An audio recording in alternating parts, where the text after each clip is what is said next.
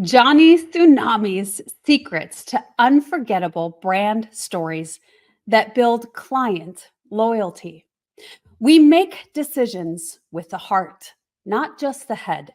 Join Jonathan Colavita, aka Jonny Tsunami, a master storyteller and sales guru, revealing the secrets to crafting unforgettable brand stories that connect with your audience on an emotional level.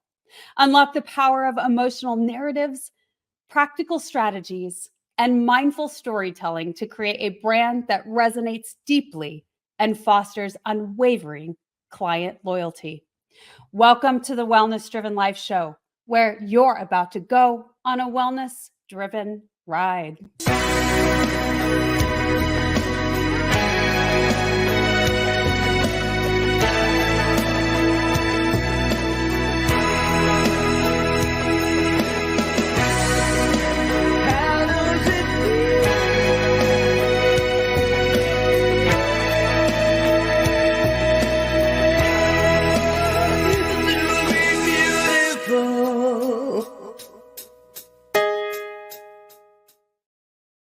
Let me share a little bit about the guest that we have here today. Jonathan Colavita, also known as Jonny Tsunami, is a visionary sales consultant specializing in health and wellness, education, and cannabis industries. He empowers businesses through creative strategies and partnerships, driving positive change. With a zest for life and diverse interests like networking, surfing, fitness, and travel, he values relationships and experiences deeply. Ride the wave, Jonny Tsunami. Please help me welcome Jonathan Colavita. Hi, how are you, April? Thank you for having me on the show. It's an absolute pleasure. Now, I had the pleasure, just like it says in your biography, for something that you enjoy doing, which is networking. So we met at a networking event, an incredible event. And so we talked a little bit about the power of branding, the power of storytelling within branding. And so we bring that to the Wellness Driven Life Show because there is so much that goes into that. Many of the viewers are entrepreneurs, but not only that, our story and being able to tell it in such a way to evoke emotion with the listeners is impactful no matter what you're doing and who you are, correct? Oh, yes, definitely. So let's get started and let's share a little bit more about yourself with the audience so we can get to know you more outside of that biography. Sure. So my background started in education. I was a teacher, a middle school teacher, high school, and college. So my heart started in education. That's where my profession began. And ironically enough, educators are great salespeople. You have to be very good at connecting to an audience, especially if they're 13-year-old hormonal-ridden kids, and to captivate them for 40 minutes, whatever the distance or length of the class is, and be able to sell them on a subject matter. And my specific subject matter was English literature. So that's why I love the storytelling. I've always loved reading and writing. And not every kid did. You know, it's not everybody's favorite cup of tea to read and to write. Everybody loves something specifically that they use as a way to express themselves. For me, it was in the arts that way. And I shared that love with my students by creating different plans and thinking outside of the box. To a certain degree, it got to a point, though, after about 9 years, I decided that I wanted to shift. I wanted to get out of the teaching space. It was a great experience. I met tons of students, many of which I still communicate with today. Some are in their late 20s now, so to date myself. And it really helped me understand how to captivate an audience and how to really understand the different personalities that are out there. So I always joke and say, we never grow up, we grow old. A lot of the people that I come across that I help with in wellness are the same 7th grade students that I see in a classroom. A face that reminds me of somebody who, struggled with something and felt that And the way that we communicated with one child wasn't the same with another. And that's the same way it goes with clients and with the relationships that we build with people. So a lot of times it's funny because I almost think maybe there's a place for teachers to become salespeople, because many of them are leaving the teaching world anyway. And it's a shame that it's happening, nation builders, and very, very much an important trade. But for me, it really turned to a certain point where I think that's where the entrepreneur was always deep down inside of me. Teaching from 7 a.m. to 2 p.m. and then leaving the school to go to the gym and then train at the gym. I was a personal trainer for about 20 years. I still train a few people, but more overall wellness driven now. And to make some extra money, because teaching was just not paying the bills in the lovely New Jersey. It's a little bit pricey out here, not like in Texas where we met. And so you learn to navigate in that space when you're growing and through your profession, your professional career. And that's when, I would teach and train, and then I would go back to teaching night school because I had my master's from NYU. So I was a college professor as well. And as you see this gauntlet of individuals from 7th grade to when you're in night school, they can be, some of my students were older than I was. So learning to do all of that. And I'm thinking to myself, well, the average teacher works and checks out at 2 p.m. and they're like off in the summers, and I'm hustling like crazy doing all of this. And I have all the tendencies of being an entrepreneur and a sales business development driven person. And sometimes it just takes the process to really come to an appreciation of who you are and what you fall into. And that's when I segued out of teaching. I took all my money out of my pension. And I think my friends, the name Jonny Tsunami comes with more of the way that I just live life to ride the wave. It was actually my ninja name when I tried out for American Ninja Warrior. And it just stuck. And it really, at that point, ironically enough, when I had left teaching is when I had tried out for Ninja Warrior. It was a way for me to kind of nurture myself through the process of being afraid of leaving a comfortable job with a pension and so on and so forth. And it helped me get through that space and time by being so hyper-focused on just doing this task, training for this show and meeting these incredible people. And I did get a chance. I went to Pittsburgh. I was able to go through stage 1 as a walk-on, and I saw many of the different actors there. This show is tremendous now. It's a huge, huge success. But that was kind of the catalyst for me to spin off and then create different businesses. So from there, it shifted into first to the training and gym world, where I helped open a gym, and that gym is still running today, very successful. I was the head of the training department there. And again, that's a very sales-driven job. I believe that trainers, some of the best ones that know the body inside and out, may not be the best at teaching how to train the body. So that's where the trainer and teacher became one. And it's like I took those skills from that first 9 years and I just said, this is not a loss for me. This is not the end. This is the beginning of something new. And that's when training and that space really exploded, because I was doing it on the side for that decade. But then at that point, I had really put myself into it and became the most successful trainer at that gym. And then decided to shift again and open up a cannabis farm, a medical marijuana farm. Again, to me, cannabis is part of wellness. Not everybody is on the same exact space with that, but plant medicine is definitely becoming more and more popular and socially accepted amongst people. So that was a real estate adventure more than anything, because the real estate was really the asset in that deal. And with many cannabis deals, still to this day, it's still the asset, because the commodity is not federally approved and there's a lot of risk and so on and so forth. And it was at that point, once I was purchased and bought out, that I switched into the consulting space for sales and business development. And that has been with wellness facilities and with cannabis companies as well.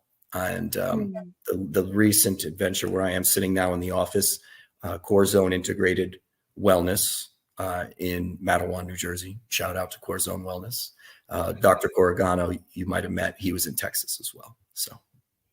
I did. And Jonathan, so much about what you're saying is you definitely switched to a couple of different things going into, cannabis and training and teaching. And when you talk about, teaching and coaching in the physical aspect, it reminds me of martial arts. And martial arts is so much more than just kicking and punching.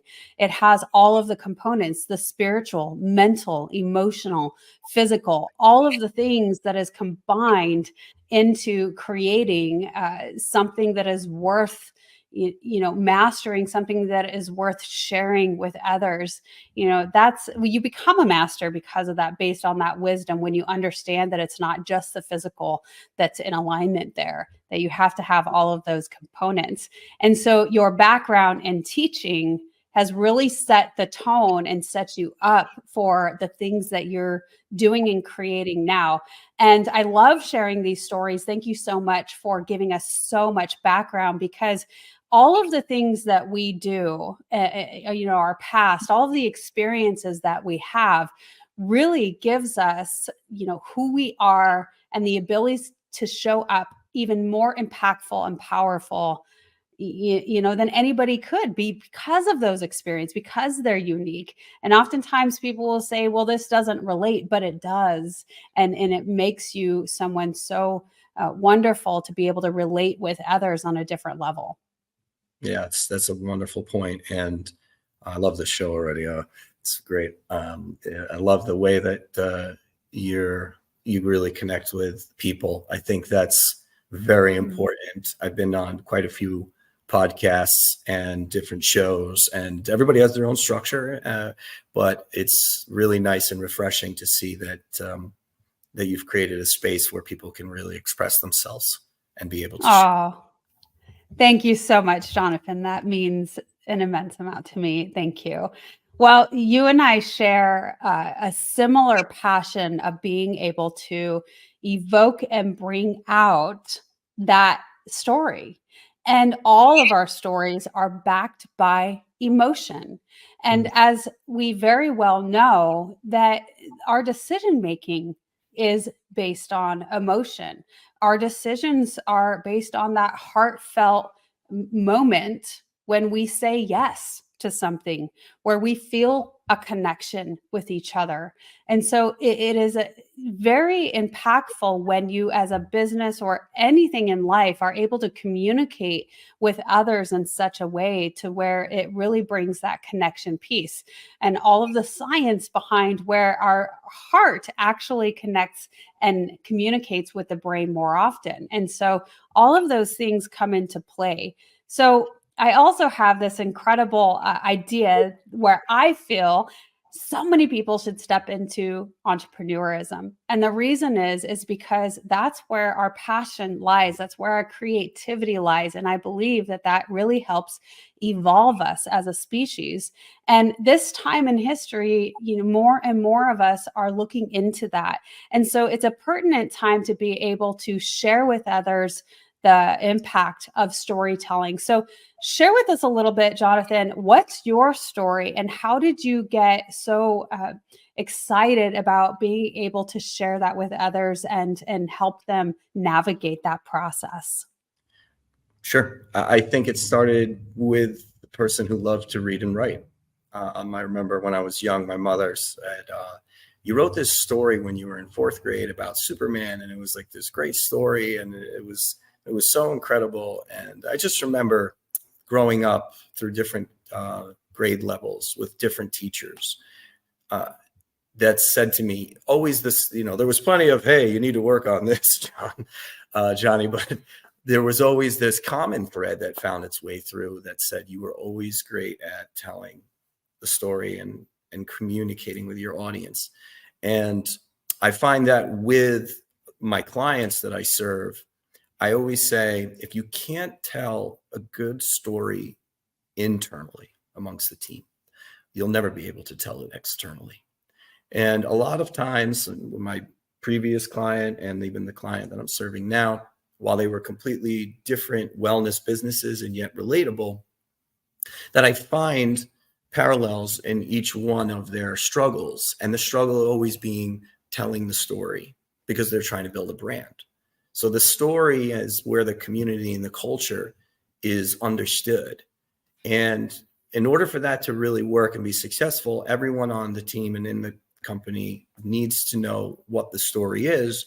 And we need to be able to put it into a sharp and concise method that we can deliver quickly to people. And it wouldn't matter who I am and what position I'm at the company, that still at the end of the day, the overall quick, 30-second, whatever story is the same, and it coincides. And then that is passed to the person in the appropriate party.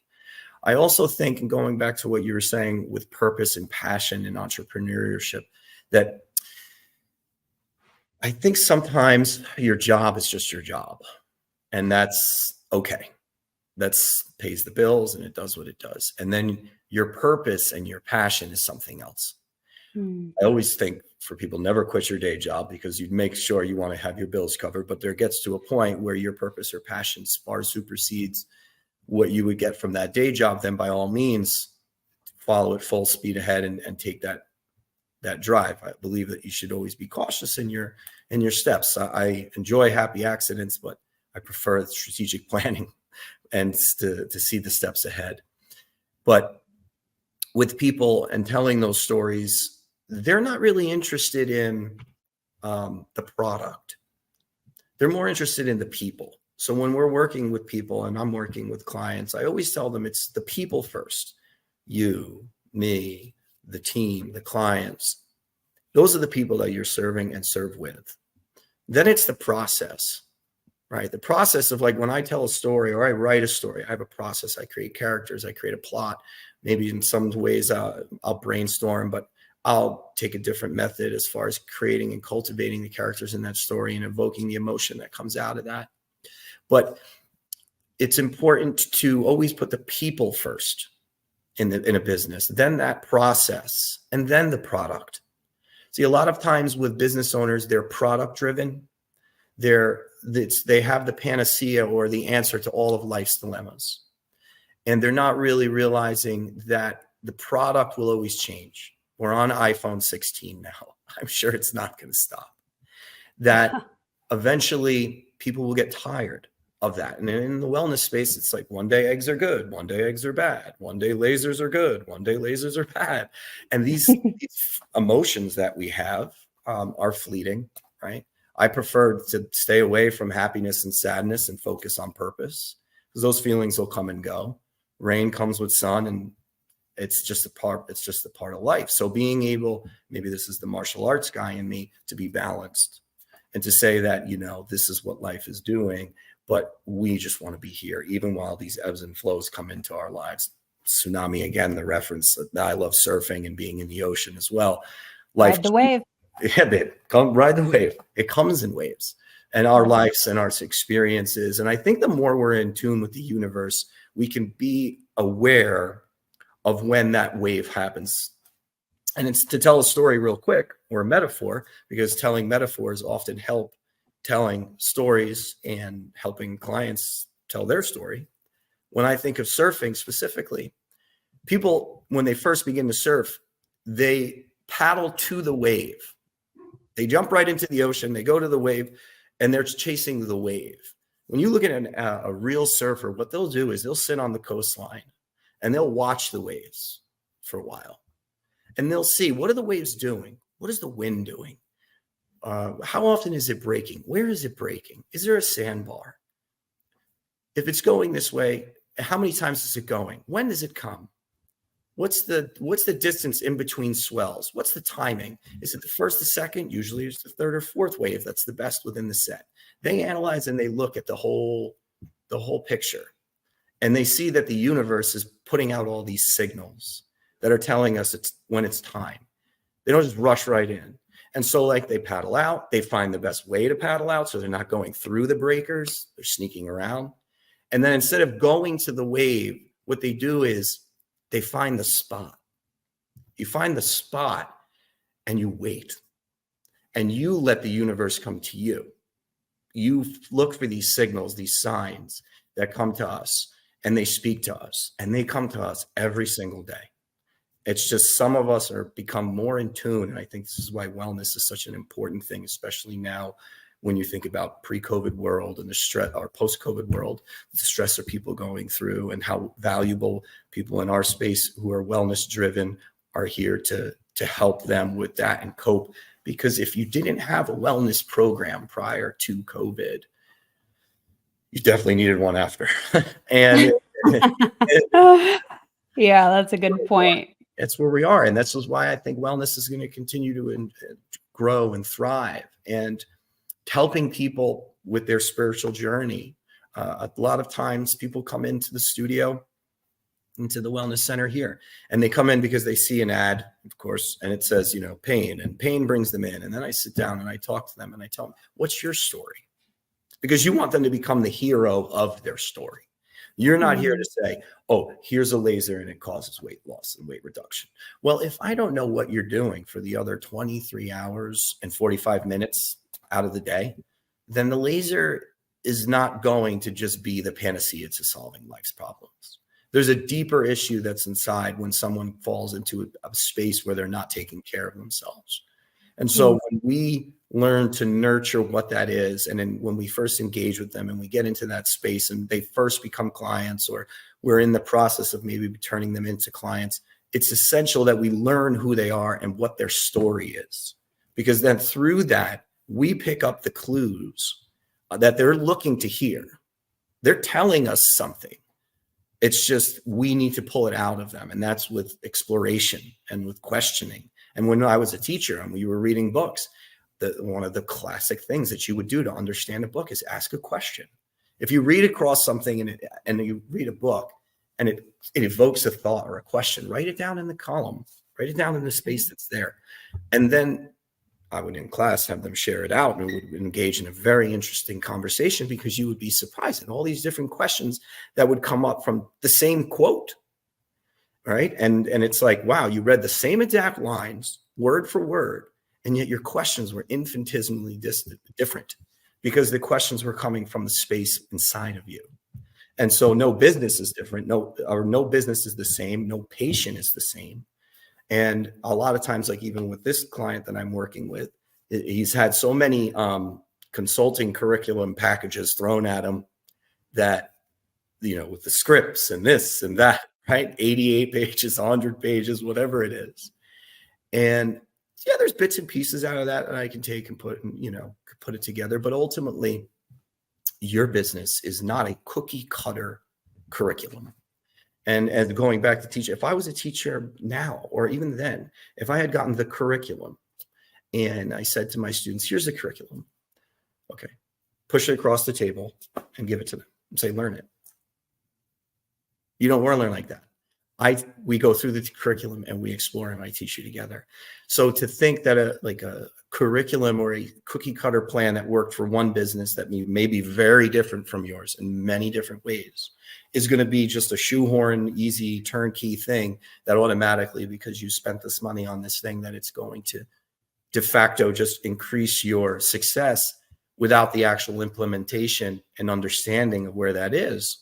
Many people fall short of being successful in that. And so, and when this client right now that I'm working with, it's getting him to understand there are elements of that story that are good, right? But your story and who you are is different than what you got in those packages. And what you have to offer is different than what was offered at these other clinics that these people have been able to do. They're smart business people. They realize I've had a successful clinic. I can now sell my process to other people. Note the word process, but people first, then process, then product. So even a curriculum could be seen as a product. And now the curriculum is, well, I have this fancy curriculum and now I will be successful. And it does not work like that. So being able to break that down to people with a teaching background, it definitely helps, because it's all about learning it in steps, taking small steps, and realizing that one small step is not something to scoff at. That we don't want to try to hit home runs every day. We could work with a lot of singles. They add up very, very, very well. over a course of time.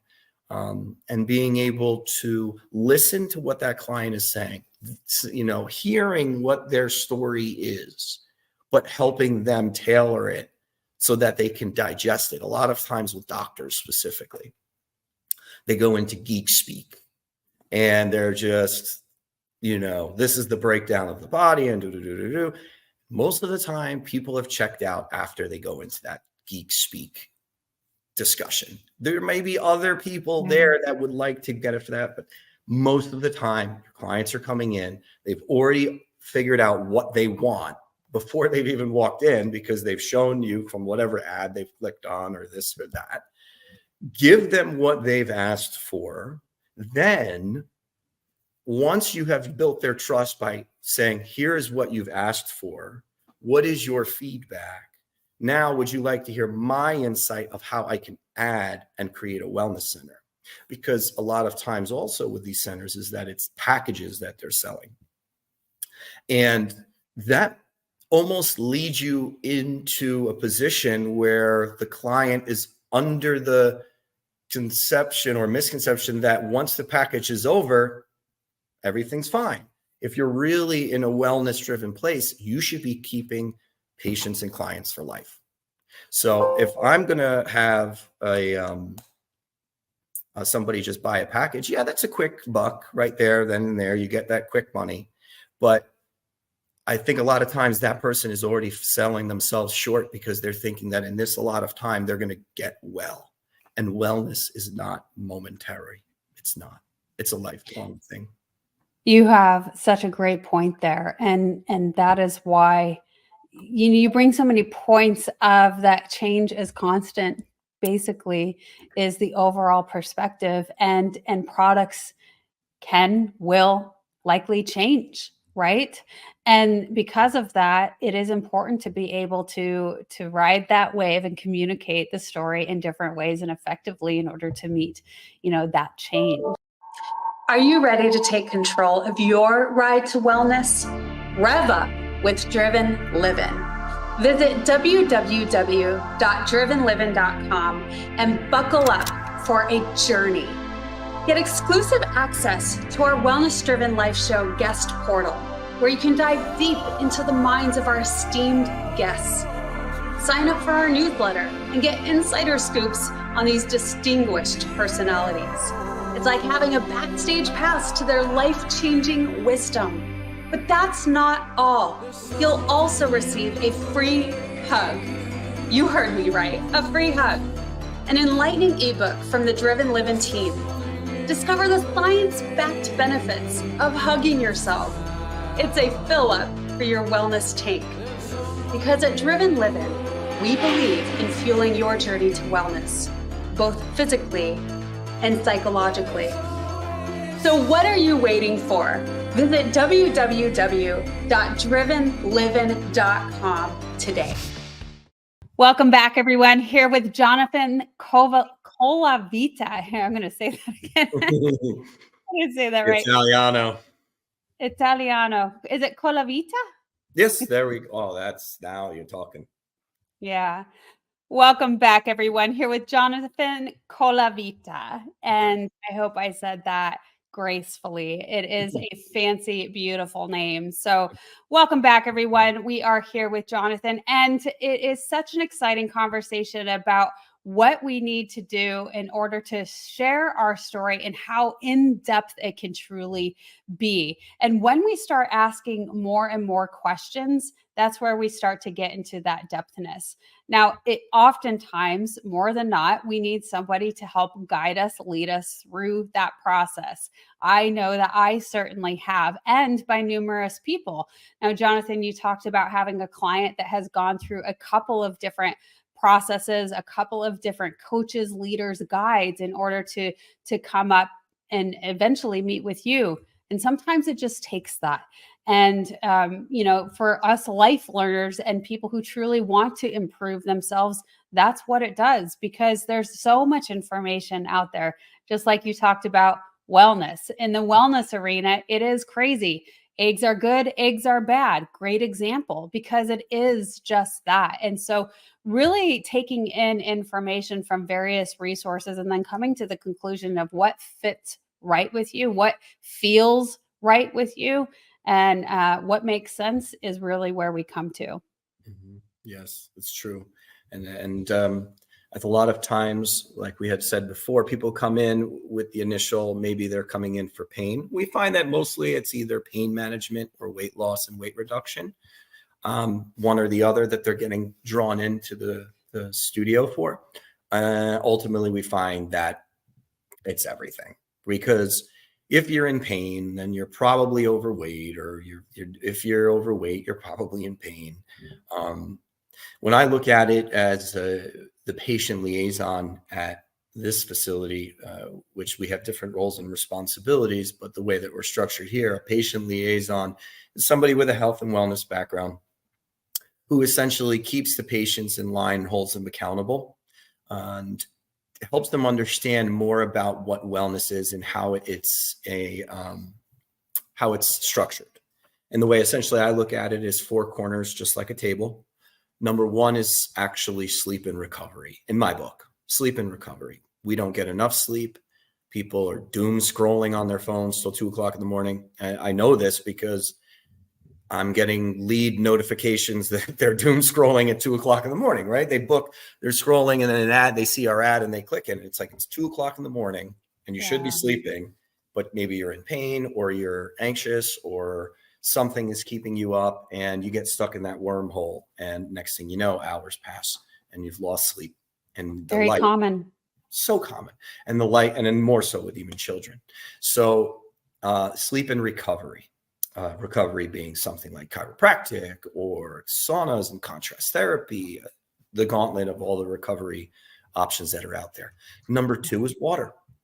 Water intake. We're at maybe 87% of Americans are dehydrated. And so most of the time, the people that come in have a high chance of being dehydrated. And we're mostly made of water. And we could live longer without food than we can without water. We need water. But number 3 would be food and nutrition, because you are what you eat. And for me, number 4 is exercise. And that can vary again for everybody. All of those things vary. The stories, again, varies for each person, because what works for one doesn't work for another. That goes back to teaching. That's why we modified lesson plans. That's why as a trainer, you would modify a movement and modify a nutrition plan. Sometimes people come in. I have somebody coming in at 3:00 and we have the infrared laser that helps with weight loss, weight reduction. And that comes with a nutrition plan, because if you're not following a nutrition plan, then obviously you're not going to get the best results. And she was more interested in just getting your nutrition plan, which is fine. But again, don't come in and think that I'm just going to give you a cookie cutter. Here's a 6-week program, which I can just copy and paste and give to anybody and charge them for it. And they will pay for it and not get results, because they're not really learning the process of what food has, what it does, its values, how it weighs in on your body, the effects that it has. And so they're not really seeing it as a day-to-day thing. Well, it's a 6-week program.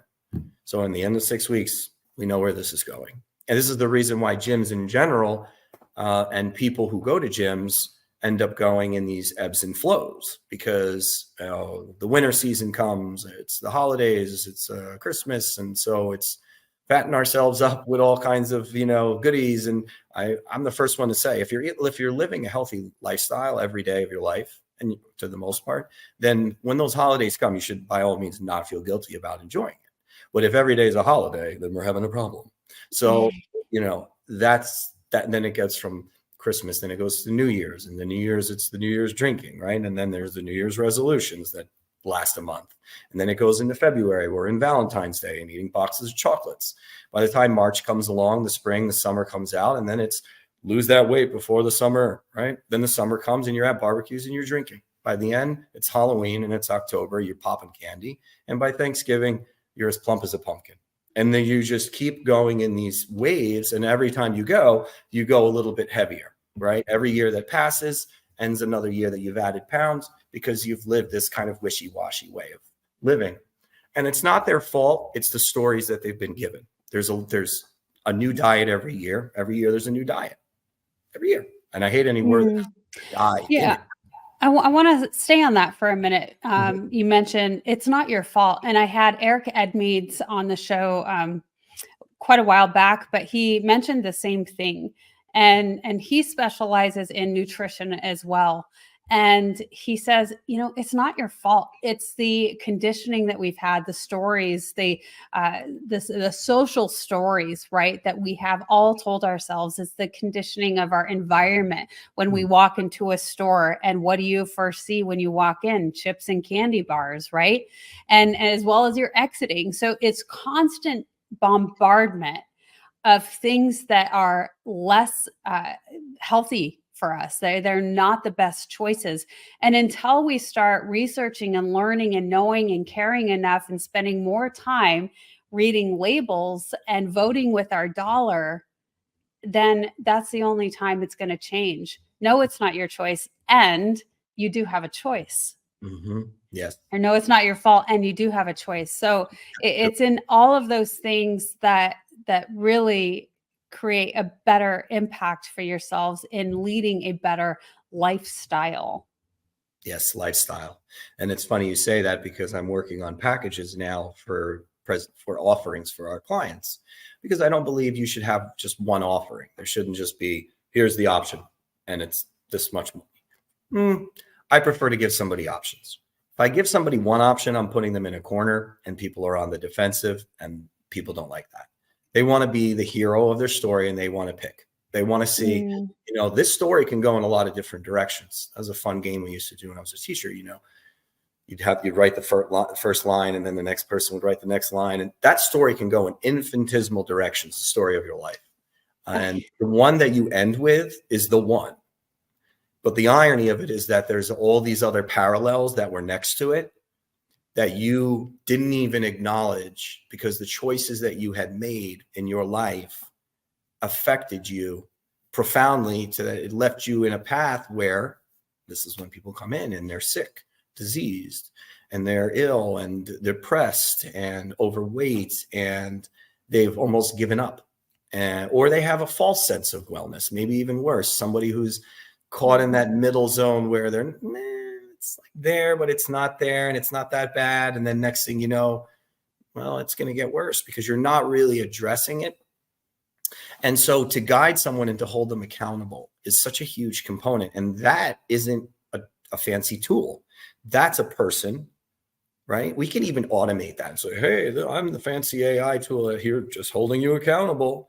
That's not the same as literally coming into an office and seeing someone face to face and having that conversation and saying, well, okay, we looked at your results. We saw your in-body scan.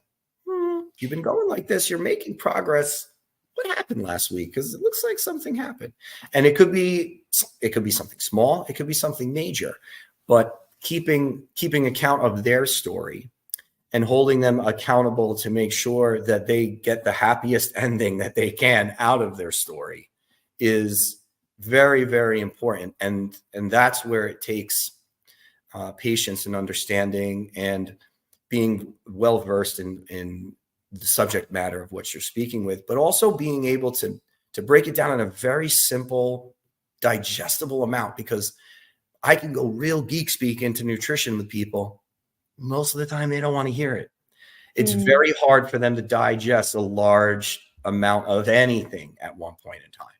So, Jonathan, well, you said that when you are well versed in something, you're able to communicate that with others. But what I appreciate about the story that you had when you transitioned from a position where you're getting paid, you have insurance, all the things, it's security, and you transitioned outside of that. You mentioned that, and remind me of that thing that you were training for. What's it called? Ninja Warrior. Ninja Warrior. Thank you very much.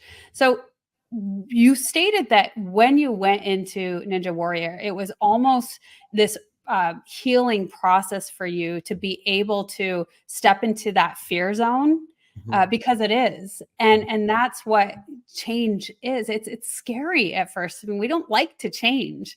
We don't like when things happen. And bigger than that is it's an identity aspect. So we identify so easily to career, to being the person, wife, daughter, father, mother, all of those things we identify as. And when there's the change, because it will happen, it does happen, it's very difficult, and you can go into an identity crisis.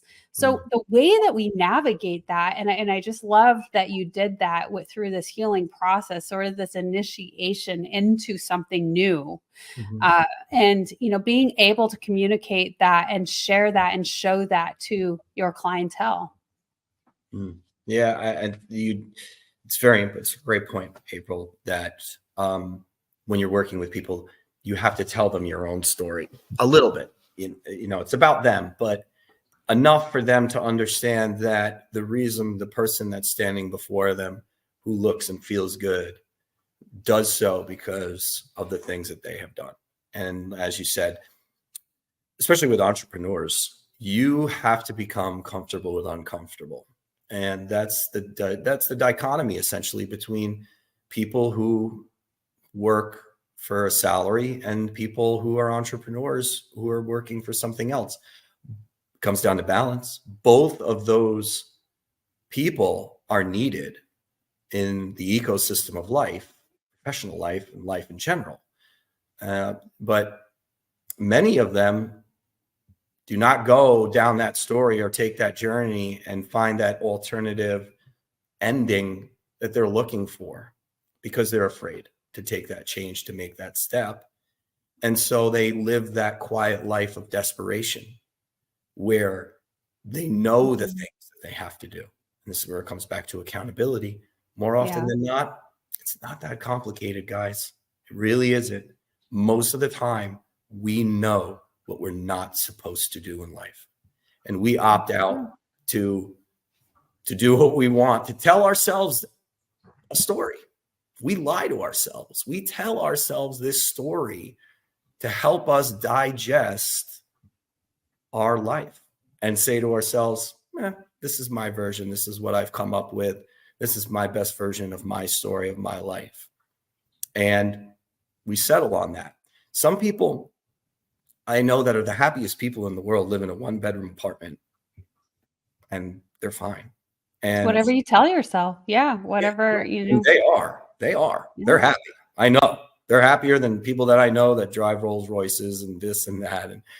And it's perception. It's the perception, right? And even with the technology, right? When we were talking about doom scrolling and losing sleep, it's the perception of these people's realities that we think are so valid. And we find with studies now that that's not true. Yeah. That's just a perception.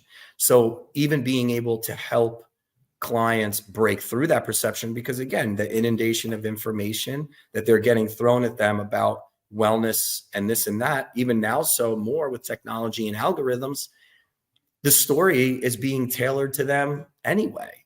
I can go, you and I can post or look at a post. I just saw this today, can look at a post, same post and same time.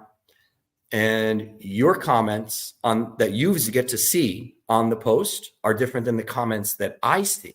The comments that I see are geared towards my story. And the comments that you see are geared towards your story. And what does that create? Division. And so when we're divided as people, and that could be, especially if we're starting with the self, when it's the wellness space, that the division that we have in ourselves is the battle of what we're willing to sacrifice and what we're willing to settle for. Jonathan, the reason that what you do is so impactful is because you help people have a different viewpoint, a different perspective on story, because we're all telling ourselves stories no matter what, whether it's the stories to ourselves, whether it's the stories to our clients, and on and on and on. It's what we believe. It goes into that belief system, which really creates the reality, right? And going back into that emotion, which evokes those thought patterns turning into beliefs. Now, I think that's incredible that that's what you help people do, because ultimately all the stories that we're telling ourselves, again, affects our reality. And I have really feel that that's one of the big lessons in the health and wellness, the lifestyle aspect arena, is just that. And Dr. Fab talks about that a lot. We met at his event, and he mentions that even if you're drinking a Coke, it's what you think about that. And, Dr. Joe Dispenza talks a little about that. He's like, yes, I eat spaghetti, I drink wine, but it's our thoughts and what we believe to be true. Now, should you do that every day? No, that's not what I'm saying. What I'm saying, though, is how you perceive it. Because if you think that it's bad for you and it's making you ill and it's making you, overweight, etc. If those thoughts in your mind, they have so much power.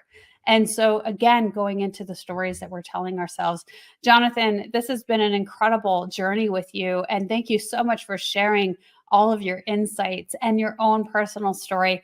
Let's share with the audience a little bit about what you do on a daily basis for your overall well-being.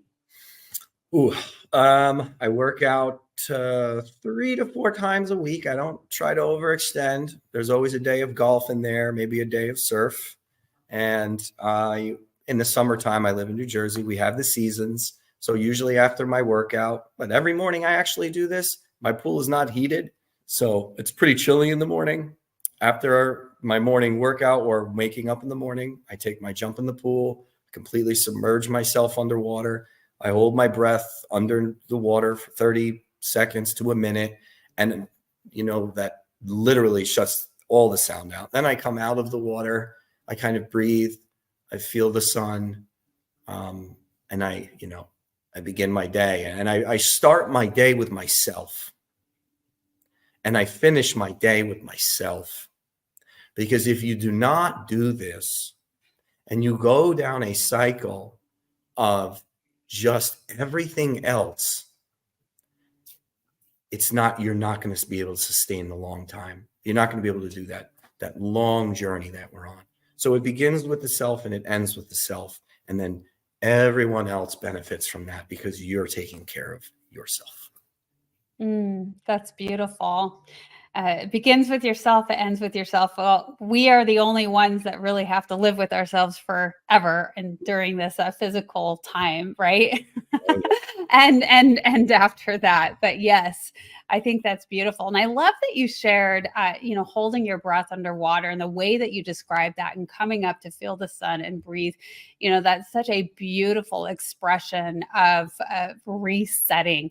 I've had so many people talk about meditation, which is incredible. But there's so many different ways: cold water therapy, breath work, meditation, yoga, all of the things, journaling, having gratitude for the things in our life. But, that physical piece of really feeling alive with water and with breath and sun and nature is really gorgeous. So I appreciate you sharing that. I want to make sure that everyone knows where to find you. So for those of you watching, I've had displayed throughout the episode, connect with Jonathan on LinkedIn, Jonathan Colavita. And you can find him there, connect with him, shoot him a message, and I know he'll be happy to connect. And for those of you listening in, you just heard that. Also, it's in the description below. So thank you so much again, Jonathan, for being an incredible guest on the Wellness Driven Life Show. Thank you, April. This was such a great show, such a pleasure.